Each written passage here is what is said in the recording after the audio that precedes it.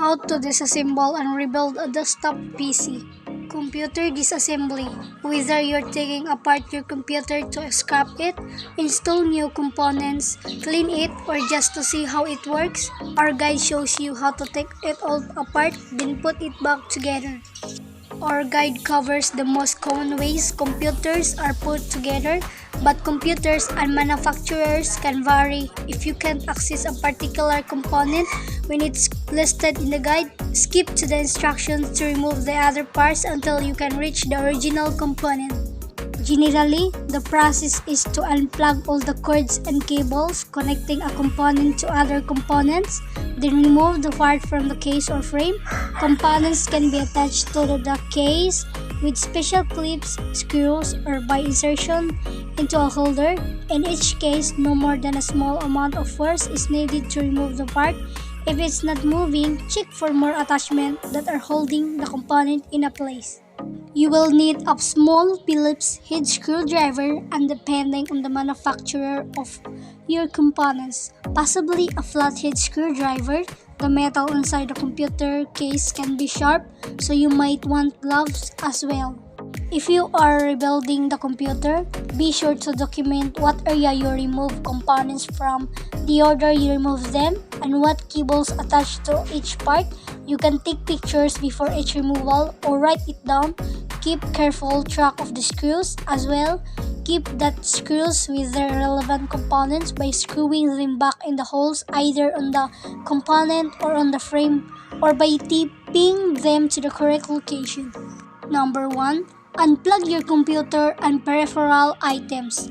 Turn off the computer, unplug the power cord, and unplug any peripheral items attached to the computer, such as the keyboard, mouse, monitor, headphones, and any external drives.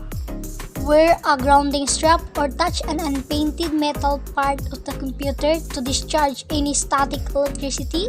If you walk across a carpet at any point, touch an unpainted metal part of the computer again to discharge the belt of static electricity. Try to look at this picture. Number 2. Remove side covers.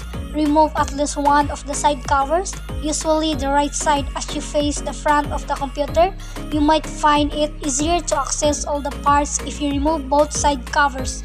There are sometimes tab screws on the covers to make access easier.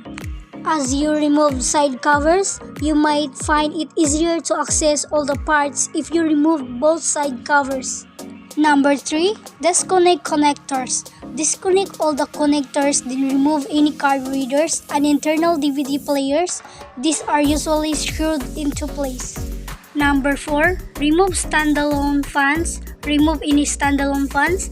This is good time to remove any dust, lint, and pit hair from the fans if you're planning on reusing them. This is a good time to remove any dust, lint, and pit hair from the fans. Remove the storage drive. Disconnect the cables and remove the storage drive. Generally, storage drives are held in place by multiple screws. If you have a hard drive, be gentle when moving the drive as hard bumps can damage the internal parts.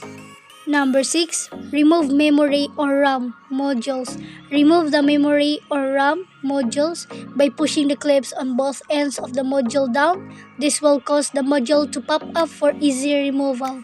Do not touch the gold connectors on the chips if you're using the modules. If you're not using the RAM, find out how it can be used in other applications. Number 7.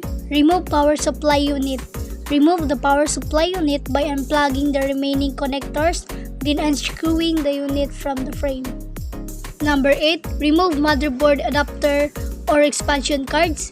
Remove any adapter or expansion cards from the motherboard. Although these cards are usually slide into pre-configured slots, there can be screws. Do not touch the gold connectors on the cards if you're reinstalling the cards. Number 9. Remove the motherboard. Disconnect all the cables from the motherboard. Then unscrew it from the frame by loosening each screw a little bit before going around again to loosen each screw properly. This prevents any potential warping of the motherboard by gradually releasing the tension on it.